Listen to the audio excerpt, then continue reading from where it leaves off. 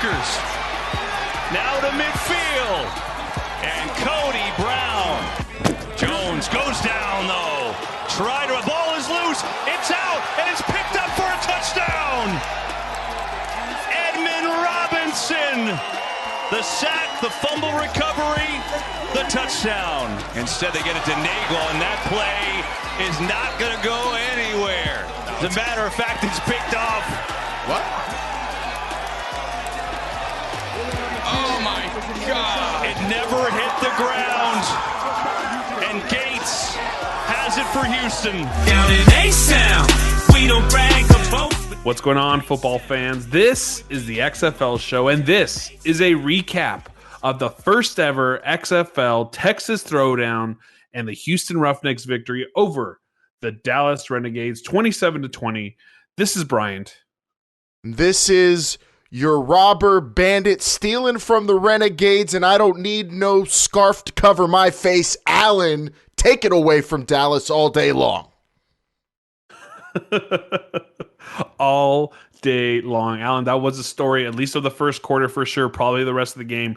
The way the Roughnecks started the game is the way they ended it, by taking that football away from the Dallas Renegades. Beginner standards, dude, I told you.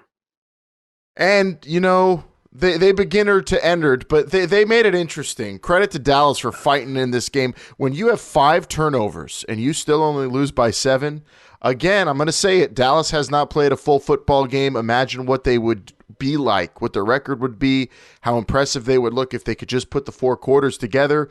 But Houston, they make the plays at the right times. This is one of, and I mean, I'm talking any level of football. This Houston team is proving they just make the big play at the right moment all the time. That interception by Marcus Gates at the end, unbelievable. Stick him on the hands. The announcers didn't even realize he intercepted it. It was insane. Yeah, it was a interception that was just really off of the fingertips. It just and then like flipped up in the air long enough for him to grab.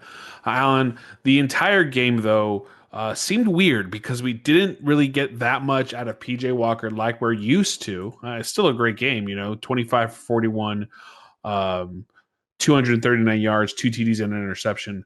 But really, we didn't see Cam Phillips, only 1 reception for 9 yards. I don't think he's winning the XFL Player of the Week this week. Streak's over. But Houston did what they had to do. We say that a lot in this show and a lot about these teams. But PJ Walker just had a great game, just sub PJ Walker standards. I mean, he threw the 1 pick, but if you go by what June Jones was yelling at the receiver about afterwards, it wasn't really PJ Walker's fault. PJ Walker still made some dazzling plays, ran in a 3-point conversion.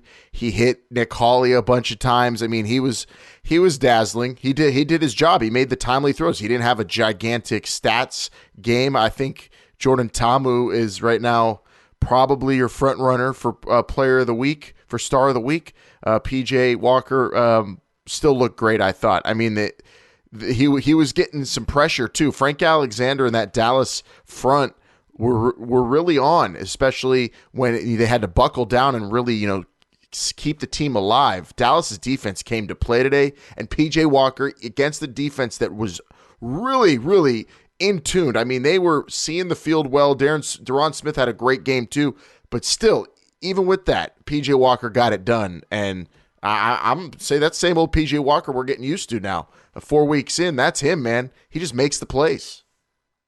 Well, you got to credit the Dallas defense for what they did. They held Houston off as long as they could, really. 2 field goals in that first half, in that first quarter, when Landry Jones had 3 interceptions. So to hold a team of this high-powered offense to only 2 field goals after 3 turnovers in the same quarter, I mean, that speaks volumes to this Dallas Renegades defense and what they've been able to do in the past. We saw them do it to Jordan Ta'amu in week 1. If we don't really talk about the defense. Yeah, if Dallas wins this game, I might give Star of the Week to all their guys on D or one of them, because it was all near heroic just keeping them in the game. At the end, of course, though, they couldn't make that last stop when, they turned the ball over, but who could blame them? I mean, 5 turnovers. Geez, man, it's asking a lot out of your defense. But Josh Hawkins absolutely shut down Cam Phillips. They game planned him, so they took him out of the game. Good job there. You had Deron Smith playing great in the middle of the field, reading and reacting to what PJ Walker was doing, got the big pick. and he had Frank Alexander up front, I thought, wreaking havoc, batting down balls and getting sacks. So Dallas's defense all around, they I thought put in a winning performance. This offense needs to put together an entire game, and I don't know if this is Hal Mummy. He's expecting easy throws to be made all game long with those crossing routes and the air raid, but the turnovers killed him. And you would have thought, man, they should have just kept pounding the ball early in the game because the run game was working. Cameron Artis-Payne looked like he was on another level. He did, and the run game seems to be a very big strength for this Dallas Renegades. But I'll tell you what isn't a strength going into Week 5, and that's going to be their quarterback, because right now it's a question mark. Landry Jones down, ice packs, big ice packs on his knee in the fourth quarter. Did not return. Same knee that he injured in training camp to start the season. It's really not something you want to see. Philip Nelson came in and did what he could. He was actually looking good managing that offense, but in reality, we're talking about the struggles of the Dallas Renegades offense, and they just lost their quarterback. So we don't know how long, what the extent is, but it didn't look good. You know, he was sitting there with tears in his eyes. It almost looked like, it was bad, hard. What's going to happen next? It was hard to look at, hard to see, hard to watch. But that's what's crazy, though. All the sayings. But that's what's crazy. Landry Jones goes down, and we're thinking, they're screwed now, because if he's out, that's going to be tough. We've seen Philip Nelson. He's not really able to move the ball, at least in that first week against St. Louis. And in this game, he got it downfield with the help of a penalty. But Landry Jones playing bad still was the best thing for the Dallas Renegades. So now if it's Philip Nelson moving forward, they lose this game. Now they're 2-2 in big trouble. If you're an LA Wildcats fan or a Seattle Dragons fan, even with your losses this weekend, I think moving forward, the West is still going to be wild and wide open for the second half of the season when we get there, and we're gunning for that playoff spot, because it looks like Houston is going to be locked in, before the season's over, Bryant, the way they're clicking, and it's going to be up to who can get that last spot that's in the semifinal for the western side of the playoffs. And this loss for Dallas really hurts them, and more importantly, the loss of Landry Jones hurts them. Although we could also make the argument in this game, this is instant reaction. The Donald Parham touchdown, if that's actually overturned and they don't end up scoring there, this is actually maybe a blowout, because that was kind of a lucky call. Yeah, some questionable calls on the replay booth. Also at the very end with that first down that they gave them, I thought they could have looked at that and maybe make it a fourth down on that last drive. That last push by the Houston Roughnecks. Alan, some last minute stats here that I'll throw at you. Players on the offense for the Houston Roughnecks. Nick Hawley blew up 8 receptions, 97 yards, and a friend touchdown. Of the show. And then another friend of the show, Philip Nagel, 6 receptions. Flynn Nagel, get the name right. He's our friend. Sorry, Flynn Nagel, 6 receptions, 76 yards. He looked really good. Also on special teams, he was doing the play. He made some unbelievable catches as well. The yardage maybe not, and the receptions may not be there. The fantasy points, conversion, you can call it. Yeah, the conversion. But yeah, that was beauty. Yeah, the conversion was great. Look, Dallas unfortunately has some big problems to deal with because they lost their quarterback, and now who knows what's happening next. Houston, on the other hand, again, I think more so than any other team in this league, and Alan, you can tell me if you disagree with me, has played the same game for 4 games. They outrun you. They score more points than you, and then they hold you down at the very end, and that's what they did today against the Dallas Renegades when they win 27-20. Well, I think a lot of other teams are playing the same game each and every week. Unfortunately for them, it's the same bad game. As for Dallas, it's not playing in the first quarter. For DC, the last 2 weeks, it's not moving the ball at all, really. But this Houston Roughnecks team, they just make, like I said, they make the timely play. So when they need a touchdown early in the game to get the thing going, they get it early on. They start the scoring off usually. When they need a turnover or a sack or a stop, they get it and they buckle down. And yeah, they're showing they got grit early on. This is a team that any semblance of adversity they face, they instantly react to it, and they got it covered. And man, they have a good time doing it. I mean, unfortunately, I don't think they meant when the one player on the sidelines and the camera caught him said, "Get Landry Jones the bleep out of here." He meant get him, hurt him and get him out of the game. But they were picking him off left and right, having a great time.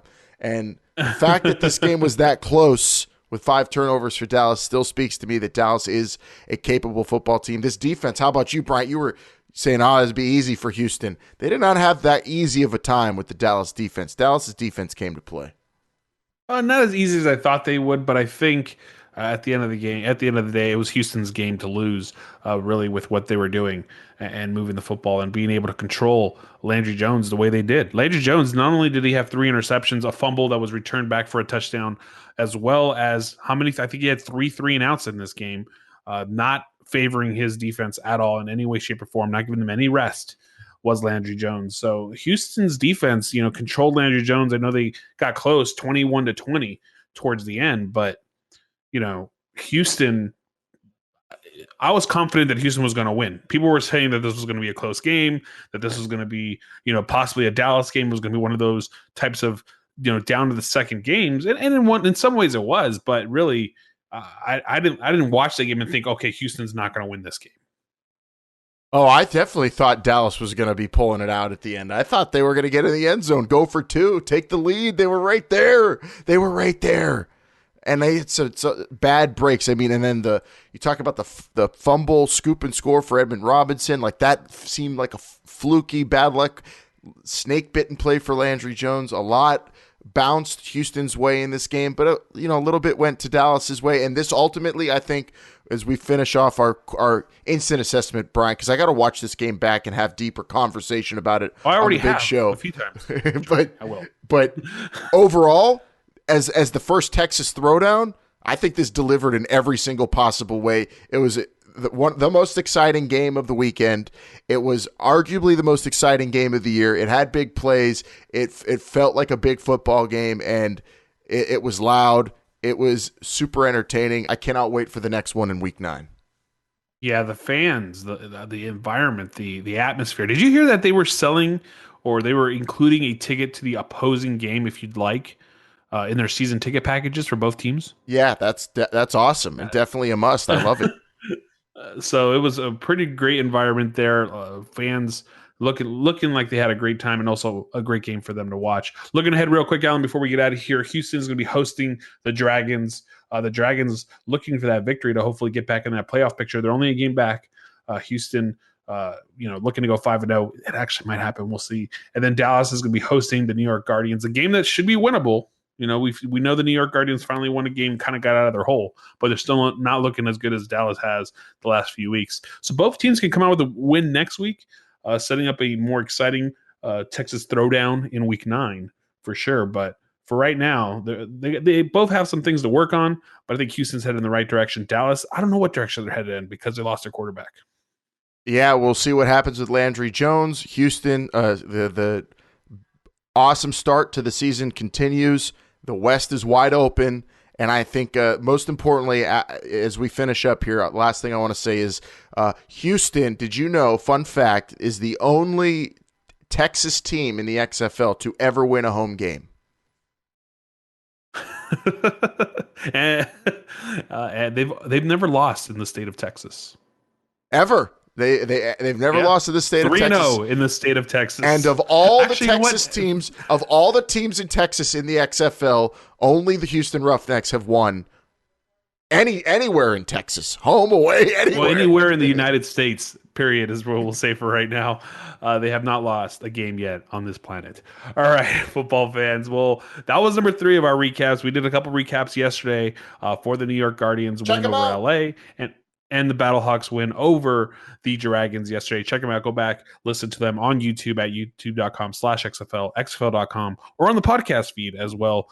Hit that subscribe button if you haven't. We'll be back here for one more when the Tampa Bay Vipers and the DC Defenders finish their game, and that'll wrap up week 4. And then you can always listen to us every Tuesday morning and Thursday night. All right, for Alan, I'm Brian. This is the XFL show. Remember, they're listening.